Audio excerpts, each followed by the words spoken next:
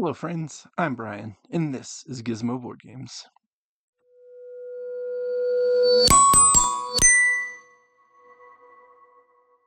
Today, I'm going to do, I think, a repeat list in a way. I think I did a similar concept a while back, a couple of years ago, probably, and now I'm going to bring it back again. In case you didn't see the thumbnail or the title, I'm going to look at 10 of my favorite button shy games. And if you're unfamiliar with button shy games, they're games that come in these little wallets here. 18 card games. You can get some 6-card expansions. Some of them have multiple 6-card expansions, so you could get basically another 18 cards or more into your deck. But what they are is they're a company that puts out these 18-card games once a month at a minimum. Sometimes they campaign them. Sometimes, they just do them monthly through their Board Game of the Month Club or Game of the Month Club, whatever it is. And I was a member of that for a while. And then I got to the point where I have a bunch of them, and I'm starting to get a little bit more picky and choosy. I've done some pre-release content for some of their campaigns. When they interest me, usually they're going to be the solo series games. But these games come in multiple varieties of solo play, multiplayer play, numerous different themes and concepts and styles of play. And I thought about doing a top 10 list with this, but I don't really want to rack and stack them. Instead, I want to talk about just 10 of my favorites for various reasons. These might not even be my favorite to play, but just something about them makes them a favorite. So I'm going to treat this more like a discussion than a top 10. So don't think of these as in any particular order other than kind of the order I grabbed them in. So that's what this is, just me talking about button shy games, 10 of my favorites. I've got a bunch of them. Some of them I still haven't played. I have played 37 different ones. I went to the ShyCon Denver. That's what the shirt's from, a couple of years ago when they were in Denver. And I went up there and played some games with a bunch of other button shy fans. So that was a good time. I look forward to trying to get back to similar cons in the future, whether it's button shy or not. But if they're in my area, I'm definitely going to go out of my way to try to make it happen again.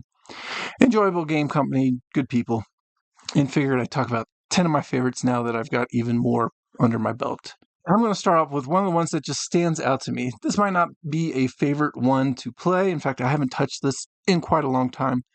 But this one is just one of the more unique ones because Wild Tales, and hopefully this is showing up for you all right. Wild Tales is a legacy game, a solo player legacy game that comes in this. This is a whole legacy game here. It's a deck of cards, some stickers, some rule sets, and you're basically playing through a legacy, and it's a pirate legacy. Like I said, I haven't played this in a while, so I don't remember exactly the ins and outs, but I think you're a pirate and you're gathering different resources to fight off different enemies, or maybe you're fighting off the pirates. Like I said, I'm not 100% clear, but I know you're going about and just collecting different resources and working on leveling up and going through this campaign. That is a legacy campaign. Again, there's stickers and all kinds of things that you're going to add to it and different objectives as you advance through the campaign. It's just a unique game. I really enjoyed playing legacy games in the past, and the fact that they could get a whole legacy game in here is just amazing to me. So that's why this one showed up on my list as one of my favorites. And then just grabbing the next one that I already grabbed once in this video. We're going to go with Spaceship. And Spaceship is just a solo game. I guess I could say who designed these. This is Lucas Gentry. And Wild Tales was Dustin Dobson and Milan Zivkov. I'm really bad at pronunciating European names. So Milan and Dustin on the Wild Tales, and then on this one we've got Lucas Gentry, Spaceship. But Spaceship is a game where you're basically building up your spaceship to try to collect more and more cargo space because you want to collect and actually really purchase cargo and upgrade your cargo to upgrade your ship, because eventually you want to be able to collect 2 crystals. And every time you do something, the board's going to kind of rotate. The cards in your tableau are going to rotate around and cycle through. And as the crystals cycle off, they're actually going to be taken by the space pirates. I don't know if they're exactly space pirates, aliens, whatever they are going to collect the crystals. And this game is kind of a race to build yourself up as the movement happens, and different events are going to transpire too as the cards maneuver around. They're very multi-use cards. In fact, all these are going to be multi-use cards. That's kind of how you get a lot of game into a little bit. But you're trying to build up to the point where you can get 2 crystals onto your ship before you lose 2 crystals to space. So just a fun little puzzle of a solo game. Moving away from not solo, I'm going to go with Skulls of Sedlec next. And this game is just a game where you're building up your tableau against an opponent by drafting cards of different styles of dead bodies, basically. You're building up your corpse area with the skulls, and they come in 4 or 5 different varieties, and you're going to score from adjacency of certain types or not adjacency of certain types. And I think there's placement rules. This is another one I haven't played in a little while because it's hard for me to play with 2 players, but I really enjoy just a little bit of 2-player puzzle of Skulls of Sedlec. A different 2-player puzzle is Making Manhattan, and this one is a drafting game where cards are going to be laid out, and you're going to take turns drafting one and putting it into your board, your tableau that is Manhattan. And you're going to have Upper Manhattan, Lower Manhattan. And where you place each card into your city is going to dictate the scoring of that card, whether you're scoring for that row or scoring for cards above Manhattan or below, or I should say Central Park, above Central Park or below Central Park, adjacency, having certain icons in your park against your opponent's parks, because Central Park cards, and one side of the card is going to be the Central Park part, and you're going to draft the left side and right side to start with, or not even draft, just random get them. And they're going to have the most of this type building or have the least of this type building or whatever the scoring is. And so you're building against the scoring of the park card you have, as well as the placement of every individual card into your city. It's going to score off of whatever it scores. And it could score for itself or for other cards you place into your city. So it's just a unique drafting 2-player game as you're playing to get the more points into your city, while kind of maybe even hate drafting against your opponent before they score a lot of points. So I really like Making Manhattan. Another 2-player game I really enjoy, and it's kind of similar, Circle the Wagons. And in this game, you're going to lay the cards out in a circle, and a couple of them are going to dictate the scoring for the round. And much like Patchwork and other similar games, you can take whatever card you want when it's your turn around the circle. You'll go around it clockwise, basically. And you can take the next card and add it to your tableau, or you can take 5 cards from now. But every card you pass, your opponent automatically gets to add to their tableau. And what you're doing is just trying to score against the cards that were laid out as the scoring cards. And also you're going to score for land coloration, because each type of land, the bigger you lay them out over top of each other to build up your land space, the more of certain types of land you're going to score for your largest area of that color. But also you're going to score for all the icons and the adjacency of the icons, or the way you're laying out your city, your wagon area, against the scoring cards that were started at the beginning. And it's just a real quick, again, another kind of drafting game, but the way you're drafting is going around the circle. You're circling the wagons, and everything you skip is going to your opponent's hand, and then it's still going to be their turn next. So, you could skip, like I said, 5 cards, but they're going to get those 5 cards, plus they get the next choice of card as well. So you don't want to skip too much. And a similar game to that is one of the old originals that kind of got Button Shy known, and that's Sprawlopolis. And this is the one that got me into Button Shy because I heard great things about it. I wanted to check it out. And this is a multiplayer game, or really, I just played solo. But it's another game where you lay out a couple of goal scoring cards, and then you're taking your hand of cards. I think you get 2 or 3, and you're going to play one into your city, and you're going to lay down the road work for that city. And again, the colors, there's 4 different colors on every card, and the way you overlay them or line them up, you're going to score for the city blocks of the parks, the buildings, the industries, and the community, I think, is the other one. The residencies, I mean. So you're trying to score for areas of adjacency, having the largest park space and the largest city or industrial space, but you're also scoring against those goals that came out in the beginning, the objectives. And also you're going to lose points for having a bunch of roads, because a bunch of roads lead to a bunch of traffic. So really you want to have one really long connective road where the traffic can flow versus a bunch of crisscrossing and intertwined roads and different roadways, because the more roads you have, you're actually losing points. Unless there's a goal for having a bunch of roads, and then maybe it'll even out a little bit. So I just really like Sprawlopolis, another great little puzzle game that's technically a cooperative game with up to 4 people, but really it's a solo puzzle for me.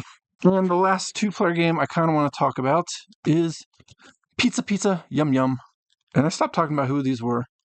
Oh well. Pizza Pizza Yum Yum is a little bit of drafting cooperative game with 2 players. I play this one with my daughter a lot. And basically, you're going to each get 6 cards of the 18. So 6 cards aren't even going to be played in any given round. And from those 6 cards, you're each going to pick one to play either as part of your pizza or as ingredients requirements, the order basically, from your patrons. And so you're each going to pick a card, and then once you both decide, you're going to play it down either, again, as a quarter of the pizza or as ingredient requirements for the order.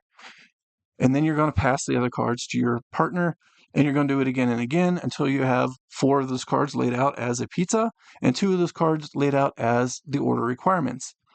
And then both players are going to count up how many of the required ingredients from their order requirements they have on their pizza and score points. Then you're going to see whose pizza scored the lowest of the 2 pizzas against the menu. Actually, I got that wrong. You're not even passing cards. I think you play to yourself once, and then you play to your opponents on the second turn. And then on the third turn, you play to yourself again, and on the fourth turn. So you're not even passing. You're picking what your partner is going to get. So I did the rules. It's been a while since we touched this one too. But I'll clear that up now. You actually don't even pass the deck. You're actually taking turns playing either on yourself or on your partner. But then from there, you're going to see how each pizza scored, and then the lowest scoring pizza is going to be your score for that round. You play 3 rounds, and then you see how you did overall, going against how well you did score in the rule book. So it's just a lot of fun to kind of work together to make pizzas. And the last 3 I want to talk about are just solo games, starting with Food Chain Island. I know this one gets a lot of buzz amongst other Button Shy fans. This is just a unique game where you're laying out a grid of these animal cards, and they each have different things that happen as you move them. And the only way you can move them is playing a larger animal on a smaller animal, just like the food chain. So big animals are going to eat little animals, and whichever animal you just played, you're going to activate that ability. So sometimes it's going to harm you. You're going to have to rearrange your tableau or something. And the objective is to try to make one big stack of eaten animals. So just a nice little puzzle of larger eating smaller. And much like that game at Cracker Barrel, where you got the little pyramid and you're jumping T's over each other, you're just trying to get that one standing pile at the end of the game. So it's a lot of fun. A similar game is Numsters, but this one you're playing it in your hand. You got a hand of cards, and there's rules on basically the card that's on top of the deck, or the most forward card in your hand.